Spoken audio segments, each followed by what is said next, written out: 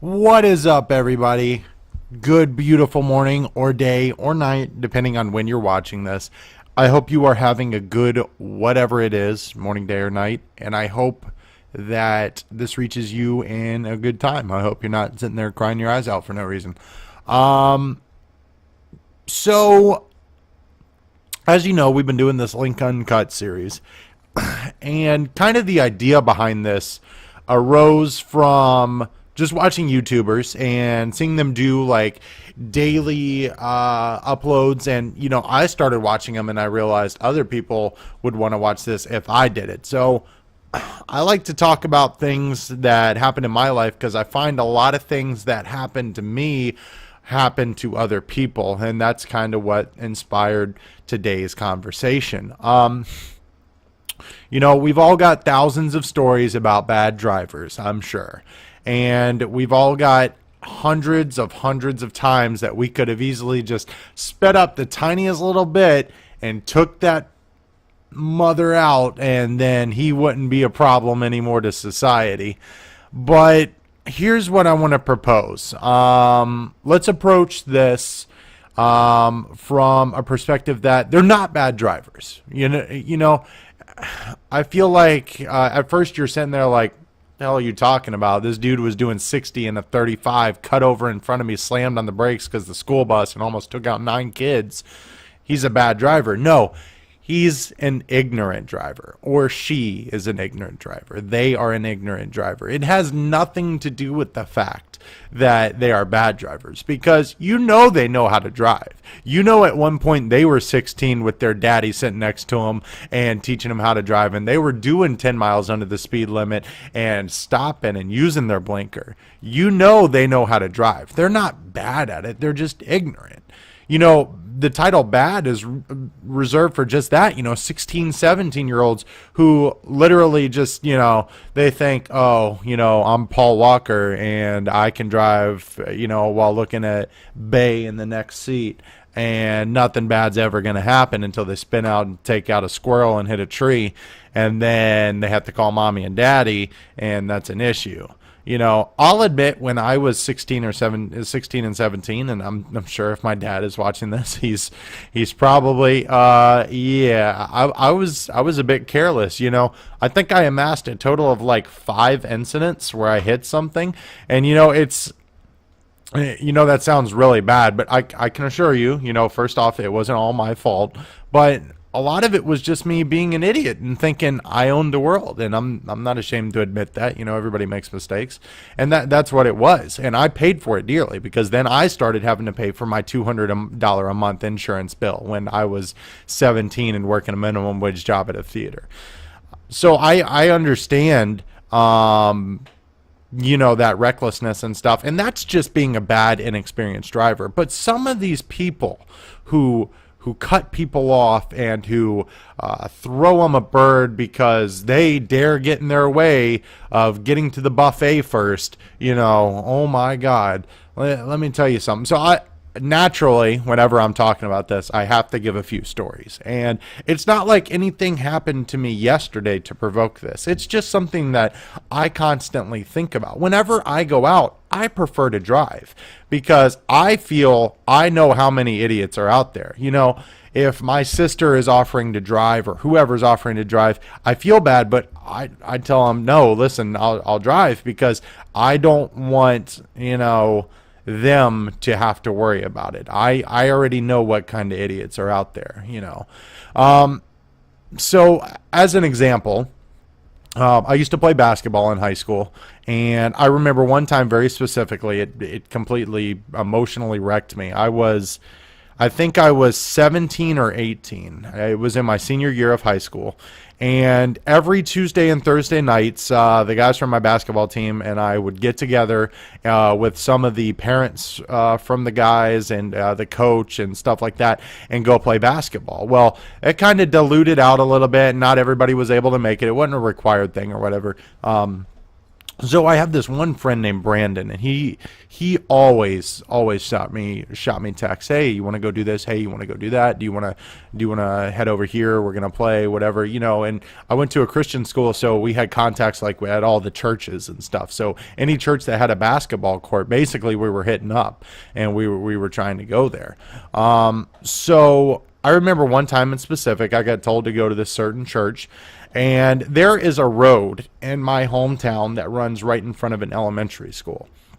And the elementary school is somewhat of a popular one. I think it's like one of only two zoned in the area of this city, and we're like the second biggest city in the county. And you know, so it's a pretty decent sized elementary school, and it gets a lot of traffic in front of it. Well, the road in front of it is a four lane two-way, or two lanes each way road. And before you come into it, you're coming from a 1 lane road, right? And then it splits off into two. It's a 35-mile-an-hour zone that goes down to a 30 before you hit the light to turn off the road and go onto a major highway.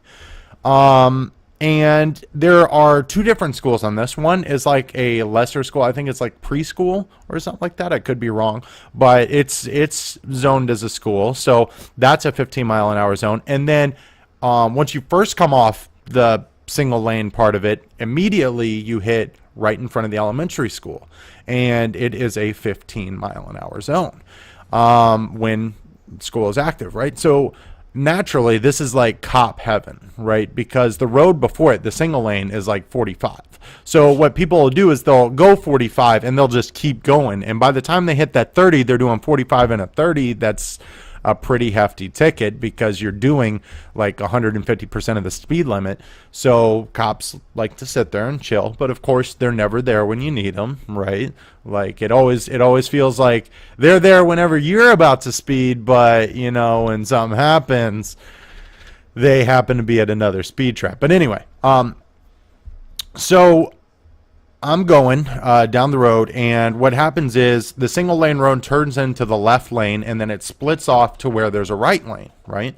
So I always make it a habit of getting in whichever lane I'm going to need to be in to turn or go straight. If you're going straight, you have to be in the left side. If you're going to turn left, you have to be in the left side, obviously. If you're going to turn right, you got to be on the right side. So I was turning right that day to go to the church, and so I got over in the right lane. Well, about probably quarter of a mile ahead of me, there's a semi truck, right? And it just pulled out from an industrial complex that's in the middle of the road as well, in between the two schools. So it pulls out, and of course, you know, it's not doing 35 yet. So I'm catching up to it pretty quick. I'm about to drive past it. All of a sudden, this car, and it's like a flash. Like I didn't even see the dude. I don't know if he came like from straight behind me in the single lane, or if he turned off from the elementary school or the road across from the elementary school. But all of a sudden, you know, he has to be doing 55, 60 miles an hour, tops out, comes around, cuts over just in like the very inch of time, like he was a freaking NASCAR driver. And of course, there's a cop. So what does Bobo do? Bobo hits his brakes. So I have to slam on my brakes. Now, to make a long story short, I didn't get a ticket, or excuse me, I didn't get hit. There was no accident or anything. I reacted in time because luckily I saw him when he was about at my driver window, and I knew what this dude was going to do. So I had time to react and stuff. But of course, I laid on the horn. I'm a horn honker. And everybody who rides with me hates it, but I like to let people know, hey, I hate you. And so anyway, I lay on the horn, and all of a sudden this dude's giving me the finger straight out the middle back. And I'm thinking, the cop's right there. Like, seriously, are you going to pull him? What are you going to do? The dude just cut me off doing 60. You saw it. He's giving me a finger now. Well, of course, the cop didn't react, didn't do anything. So I follow him, and he turns right in front of me, and we go down this highway, and probably about 2 miles down the highway is where the church is. There's a little side road. And then I realize this dude's going towards the church. He cuts off, and he goes into the church parking lot.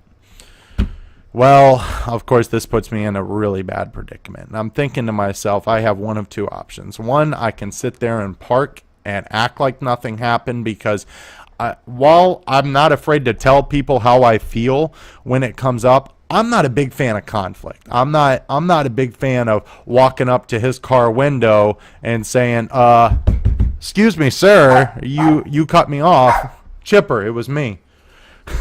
You cut me off, and yeah, I got an issue with that. You know what I'm saying? So anyway, long story short, I pull in the parking lot, and I pull probably like 10 spaces down from him, right? And we're the only two in the parking lot, and I'm sitting there, and I'm texting Brandon, and I'm like, Brandon, you won't believe what just happened. I just got cut off. Dude gave me the finger, and now he's at the church. I don't know who he is. And I look over, and of course, this dude's walking over to me. Now, this dude, let me give you a little setting here. I'm at this point in high school, probably about 180, 200 pounds. I'm in shape. I play basketball, and I'm 6'4". I'm not a small guy. I am not a guy who's like, gotten like looking up at a fight like this. This dude walks over looking like a troll that just came up from under a bridge. He had to be every bit of like 270, 280, 5'5", walking over with his goatee and a snarled look on his face. So I'm looking at him, and of course, I'm looking down, and I'm thinking, just don't you do it. Don't have this conversation. And sure enough, he knocks on the window. And I roll down the window, and he goes, "Are you trying to start something now? What, you got a problem with how I drive? Blah, blah, blah, blah, blah." So now in my mind, I'm thinking, maybe he's not really here to be here. Maybe he just pulled off hoping I'd leave him alone and thought I was following him. So I said, "No, I didn't follow you. I'm here to play basketball." And he goes, "Yeah, well, you're not getting in." I said, "How do you know that?" He goes, "Well, I'm one of the pastors. I have the key." Really? Really? You're the pastor. You're the pastor. You're the guy who is allowed to have a key to this place of worship of a Christian organization. That's cute. So, long story short, I didn't play basketball that night. I was very upset, and I'm about ready to go to fisticuffs. I'm sitting there calling my dad, and I'm like, "Dad, I'm about to get out of this car and go to jail for beating up a pastor. I need you to answer the phone." And he didn't. And then I called Brandon, and Brandon didn't answer the phone, and I'm losing it, and I'm just sitting in my car waiting. All of a sudden, Brandon and his dad pulled up. I explained the situation, decided to go home, leave it alone. We'll talk about it later. Never really heard from the guy again. Don't know what happened. I called the church and tried to resolve it. But I guess my point is, like, people are just ignorant while they're driving. And, I'm sure there's been plenty of times where I've cut someone off and didn't realize it. Or I forgot to put on my blinker or something like that. Driving is a very, very, very, very tedious thing at times, especially when you're going down a 70-mile-an-hour interstate with 4 cars like surrounding you in formation, and you've got like maybe 10 car lengths between you, and you think that's a lot until all of a sudden you go from 70 to 0, and you got to brake, and you're looking in your mirror to make sure the dude isn't up on you, and then you got all these things, and not to mention the people in your car, and they're wanting to listen to music and stuff. It gets tedious, and your phone rings.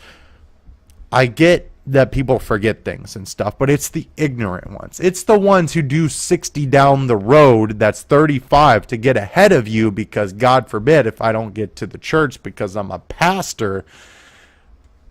I don't even know how to finish that sentence. So I don't know. Just I guess on the comments in this video, I'm curious to hear some of your stories. I'm sure you will have some. Everybody has the one story that sticks out, and I think that's mine. It seems like every time I drive now, I have some bozo cut me off, and I've gotten a lot better about it. I don't lay on my horn anymore. I just let it go, and I say, "Man, I really hope that guy breaks down for 3 hours."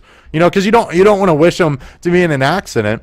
You don't want to say, "Man, I hope that guy dies," because you're going to go home and read, Polk County man killed in accident. You're going to go, "Oh my God," and your whole life's got to be ruined. You just want to go home and read, "Dude stuck on side of road for 3 hours, gets common cold, sent to hospital for 2 days."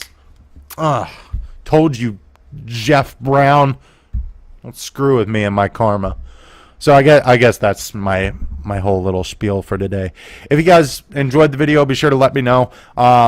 Give me a comment. Honestly, just let me know. Even if you're not old enough to drive, I know I have a lot of people who are still in high school or middle school. Even if you aren't old enough to drive, I'm sure you've been in the car when something has happened.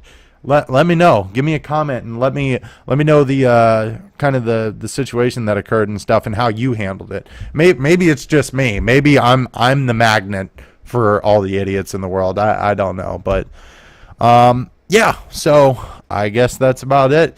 I will see you guys later. I need to go get another 2-hour nap because I've got a 24-hour stream coming up. Whoop, whoop. I'm so excited for it. So I will talk to you guys later. Thank you so much for stopping by to listen to me, and have a great day. I'm out.